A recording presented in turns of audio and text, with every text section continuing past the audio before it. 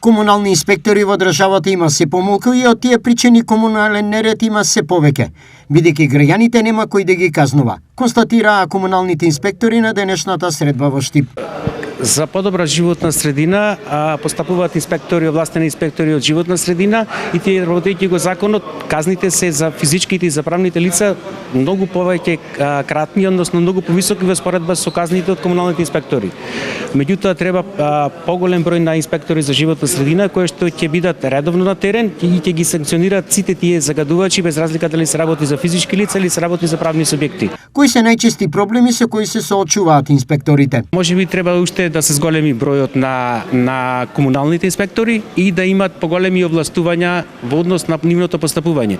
Оти општина Битола има меморандуми за соработка со две помали општини, тие се општина Могила и општина Новаци. Бидејќи тие немаат соодветен кадар, со меѓуопштинската соработка се постапува и во тие општини по барање на нормално на соодветната општина. Што треба да се превземе за зголемување на ефикасноста во работата? Проблемите се исто како во другите општини. Оставање на комунален смет, оставање генерално, паркирање во јавни зелени површини, оставање на градежен шут, фрлање на ѓубре во контенери. Имав исто така проблем со кучиња скитници. Во Македонија во моментов работат над 100 комунални инспектори. На денешната работна средба во Штип, тие се запознаа со измените и дополнувањата во Законот за јавна чистота.